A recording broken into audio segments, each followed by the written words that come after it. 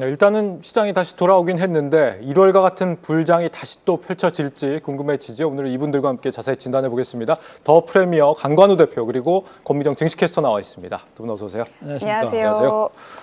권미정 캐스터, 2시 현재 시장 좀 뒷심이 빠지나요? 어떤가요? 괜찮습니다. 1시 때는 살짝 힘이 빠지나 했는데요. 코스피도 4%대, 코스닥도 3%대 잘 강세에 나타나고 있고요. 코스피에서는 뭐 삼성전자와 SK하이닉스가 굉장히 큰 힘을 내주면서 4%대 상승한다면 사실 코스닥에서는 시총 상위주들이 그렇게 불을 뿜는 종목은 없거든요. 네. 하지만 이렇게 3%대 강세를 잘 유지하고 있다는 건 그만큼 많은 종목들이 좀 강한 분위기를 좀 전반적으로 상승해주는 그런 분위기가 느껴지고 있습니다. 네, 외국인들이 코스피에서는 살짝 좀 빠지는데 그게 또 코스닥으로 가고 있습니다.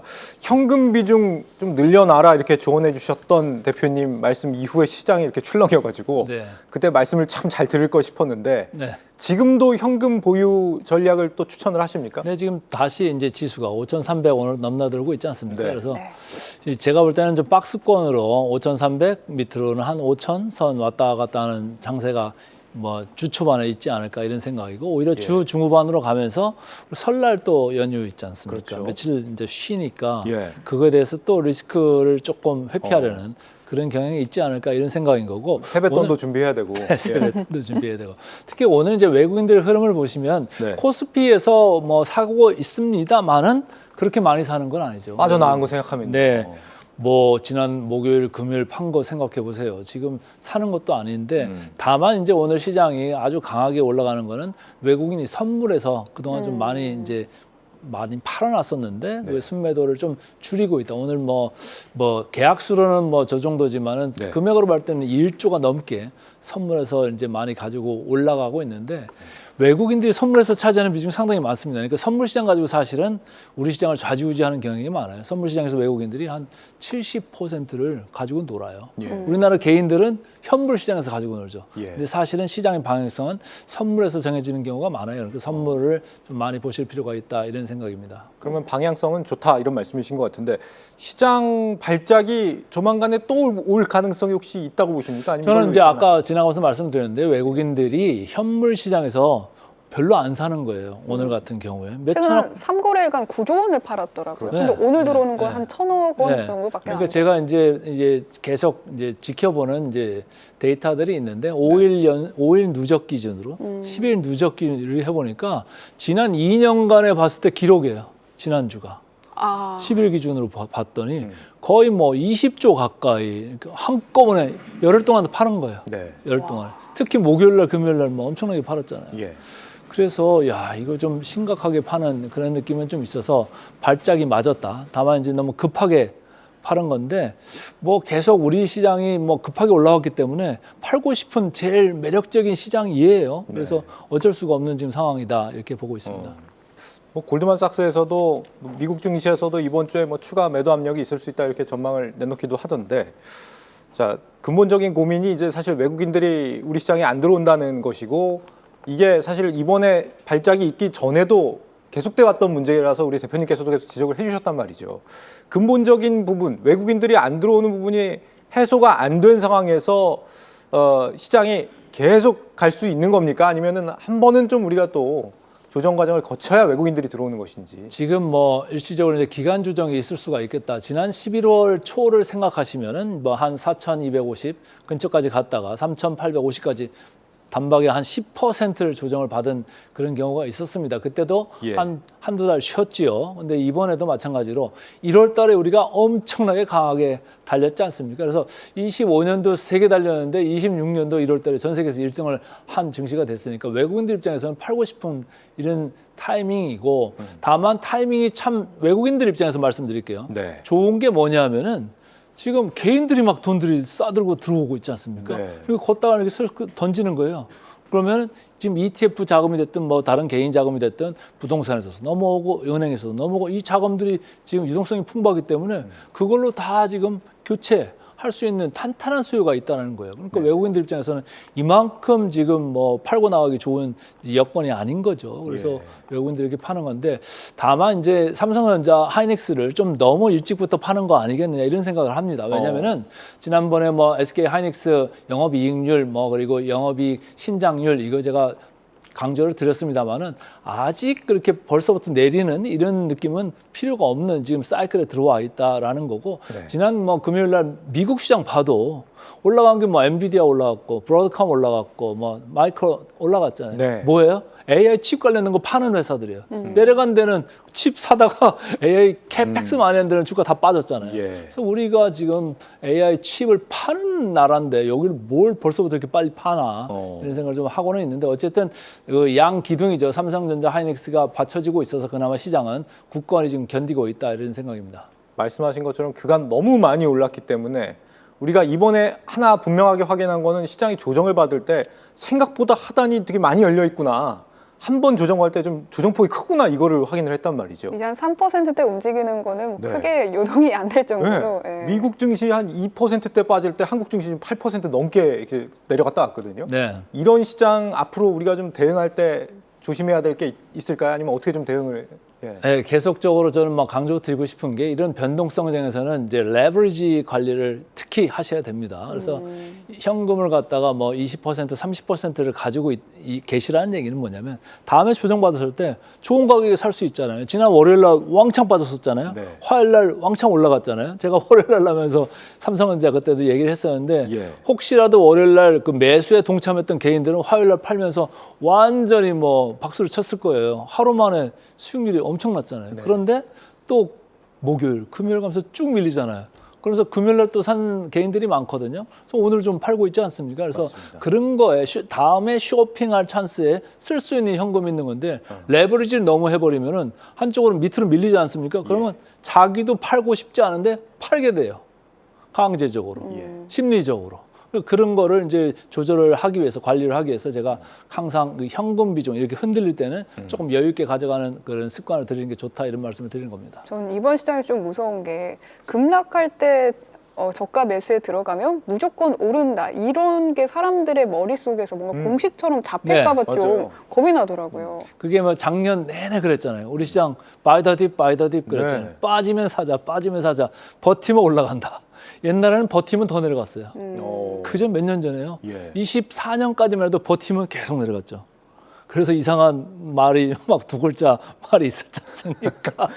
짠으로 시작하는 거 짠.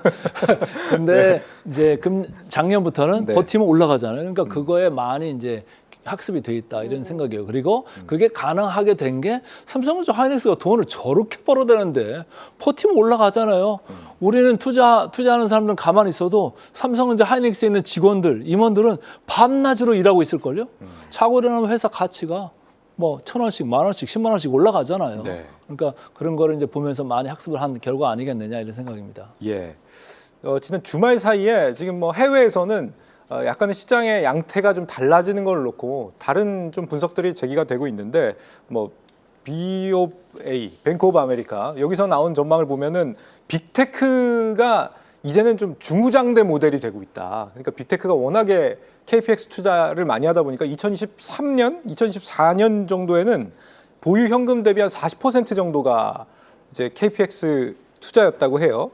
근데 지금은 올해 96%로 늘어날 것이다. 투자가 너무 현금 대비 좀 늘어나서 이젠 좀 무거워진 게 아니냐. 그래서 이제는 빅테크 말고 중소형 쪽으로, 가치주 이런 쪽을 좀 주목해봐라, 이런 조언들도 나오거든요. 이제 좀 패러다임을 좀 바꿔야 될 텐가요? 이게 엄청난 중요한 앵글의 변화입니다.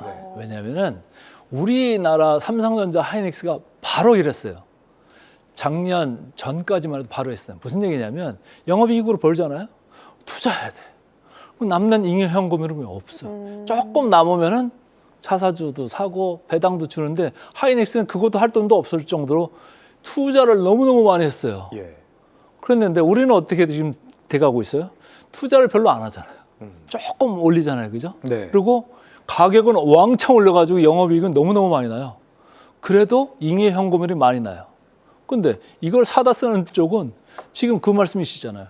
돈을 걷다가 다 집어넣다 보니까 이거 벌어가지고 다 집어넣고 벌어다가 다 집어넣고 이게 남는 게 별로 없다 이런 얘기잖아요. 맞습니다. 중후장대로 간다. 이렇게 시설 투자를 많이 하게 된다 그러면 우리가 옛날에 받았던 멀티플이 뭐였어요? 되게 저평가로 받았어요. 멀티플들이 낮았어요. 왜? 돈 벌면 뭐해? 시설에 다 쓰는데. 그래서 제가 볼 때는 이게 함의하는 바는 멀티플이 25배, 35배 지금 그 M7들이 거기서 유치하고 있었는데 예. 만약에 현금 흐름이 조금 문제가 될 정도로 시설 투자를 많이 한다, 캐펙스를 많이 한다라고 하면은 멀티플이 내려갑니다. 그러니까 그게 자연적으로 무슨 얘기냐? 주가가 빠진다는 얘기야. 주가 빠지면서 어디로 갑니까? 돈 버는 대로 가는 거예요. 아까 말씀드린 예. 메모리 업체, 뭐 엔비디아나 거기 영업이익률 얼마예요? 거기 67% 나와요. 브로드컴. 그런데도 이익률 좋죠. 그리고 뭐 메모리 하는 뭐 삼성전자, 하이닉스 그리고 미국의 마이크론 이렇게 돈 버는 대로 갈 거다. 그럼 이쪽들은 밸류에이션이 올라가죠. 돈 쓰는 데는 밸류에이션이 내려가죠. 그런 이제 그 시사점이 있다 이렇게 저는 해석하고 싶습니다. 예. 어느 정도 이 결을 좀 같이 하시는 대표님의 말씀인 것 같은데 우리가 그래서 좀 저평가된 가치주들, 네. 돈 버는 기업들 중심으로 투자 대비 지금 이제는 좀 찾아볼 때가 됐는데 반도체 쪽에서 보자면 네. 대장주들인 삼성전자, 하이닉스 그리고 또 최근에는 반도체 소부장도 좀 주목해 보자는 의견들이 있잖아요. 맞습니다. 실제로는 좀 어떤가요? 얼마나 올랐나요, 소부장? 확실히 작년 거를 보면요. 삼성전자, SK하이닉스가 굉장히 강세를 보였는데 이번 1월 22일에 코스닥 관련해서 뭐 3,000포인트를 또 목표로 하겠다 이런 이야기가 나온 이후로 네. 그 소부장들의 상승세가 굉장히 높게 나타나고 있습니다. 단 숫자 주가로 한번 보면요. 전자닉스의 지난해 주가 수익률이 177%, 소부장 기업의 평균 수익률 121%인 것에 비해서 1월부터 최근 한 달 사이에 전자닉스와 소부장 기업들의 주가 상승률을 비교해 보니까요. 화면에 보시는 것처럼 삼성전자, SK하이닉스는 19에서 18%인 것에 비해서 소부장은 26%, 22%의 강세를 좀 나타냈습니다. 그러면서 이제 시장이 예상하고 있는 것은 이 메모리 큰 기업들에 대한 낙수 효과이겠죠. 그래서 예전에는 반도체 사이클이 뭐 4년 주기로 예상이 돼서 이 정도 되면 이제 한 1단계에서 지금 화면에 보시는 것처럼 반도체 업황 단계별로 주가 상승 단계를 나눌 수 있는데 이 정도 되면 한 1단계에서 2단계 뭐 3단계다 이렇게 할 수 네. 있는데 최근에 이 반도체 사이클이 예전에 봤던 반도체 사이클과는 정말 비교를 할 수 없는 빅사이클이다 이런 이야기가 나오고 있잖아요. 네. 그래서 좀 가늠이 안 되실 것 같은데 우선 한 증권사에서는 현재 1단계에서 2단계로 지금 넘어가고 있는 단계라고 일부 합니다. 소부장들이 이익이 들고 있다. 네, 일부 조금 더 지나가면 이제 일부 소부장들이 이게 증가할 것이다 이런 이야기가 나오고 있는데 근데 분명한 것은 이 2단계 사이클이 시작이 된다면 후공정 소부장이 22%로 가장 분위기가 좋았다고 하더라고요. 네. 그래서 그런지 오늘 소부장 중에서도 DI와 YC가 대단한 상승률을 보여주고 있는데요. 네. 오늘 UBS 쪽에서 리포트를 좀 냈습니다. 반도체 테스트를 보면 이 항목별로 분류가 한 3개 정도 되고 있는데 특히 DI와 YC가 이 AI 반도체 분야에서 굉장히 중요한 버닝 테스트, 그러니까 고온에서 잘 버틸 수 있는지를 장비를 주력으로 하는 곳이고 또 네. YC는 AI 반도체는 굉장히 빠르게 이게 돼야 되잖아요. 굉장히 빠르게 반도체가 되는지를 확인해 줄 수 있는 테스트 장비를 주력으로 하는 곳인데 이 두 기업이 그 AI 반도체 테스트 쪽에서 굉장히 강점을 가지고 있고 특히 SK하이닉스와 삼성전자 쪽에서 굉장히 역사가 깊은 그런 곳이기 때문에 네. 이 두 종목을 주목해라라고 오늘 리포트가 나왔고요. 그래서 오늘 굉장한 강세를 보여주고 네. 있습니다. 오늘 준비 많이 했어요. 네, 대단한데 반도체 이제 소부장들이 그동안 증설을 작년에 열심히 하느라 돈을 많이 썼고 올해는 좀 이제 수확을 가는 시기가 아닐까 기대도 되거든요. 네. 투자 매력도를 얼마나 보십니까? 대형주와 소부장 이렇게 보시자면. 근데 이제 장단점이 있어요. 네. 이제 상당히 밸류에이션은 높아요. 소부장은 높고 삼성전자, 하이닉스는 너무 낮고 그거에 비하면 그렇죠.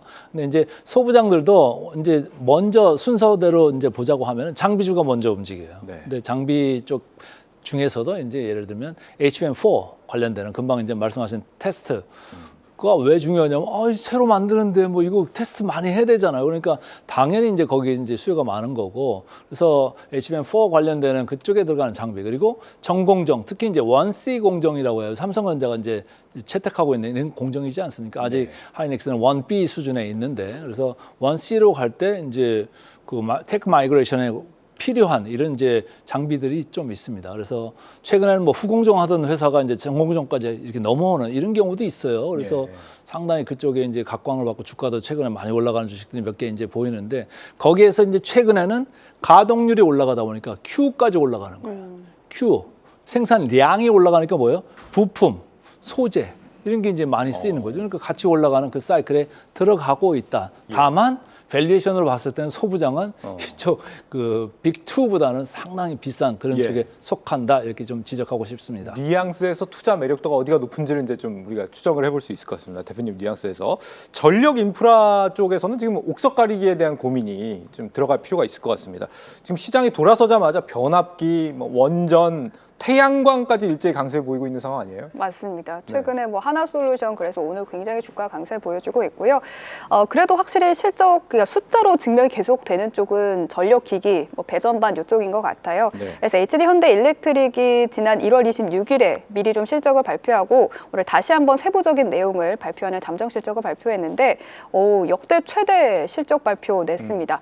북미에서 매출이 한 전년 200%나 급증을 하면서 북미 쪽에 이 매출이 굉장히 올라가면서 이번에 사상 최대 실적을 발표했고요. 증권사 10곳 중에 4곳이 목표가를 상향했더라고요. 예. 그래서 뭐 신한투자증권에서는 만드는 만큼 팔린다. 앞으로도 더 잘 것이다. 이렇게 이야기를 하면서 이렇게 전력 기계에 대한 기대는 계속해서 올라가고 있는 것으로 보입니다. 전 솔직히 대표님 우주 태양광은 잘 모르겠어요. 그것 때문에 하나솔루션이 올라간다고 하면은 저는 반대입니다. 그 지금 뭐 변압기, 원전, 태양광 이렇게 지금 에너지 섹터가 전반적으로 강세를 보일 때 옥석 가리기를 좀 해주실 수 있나요? 혹시? 저는 이제 전력기기 같은 경우에는 보면은 만드는 만큼 팔린다고 그랬었잖아요. 네. 만들기 바쁘다. 진짜 갖다가 대놓으면 다 가져가는 거잖아요. 네. 왜냐하면 뒤에 기다리는 사람이 너무 많기 때문에 그래요. 그래서 상당히 펀더멘탈이 강하죠. 다만 저기도 밸류에이션이 비싼 쪽에 속해요. 그러니까 트레이딩 바이 느낌으로 저는 이제 보고 싶어요. 저점으로 오면 좀 샀다가 고점 가면 팔고. 왜냐? 오늘은 주가가 강하지 않습니까? 예. 지난 금요일 날 어쩔게요?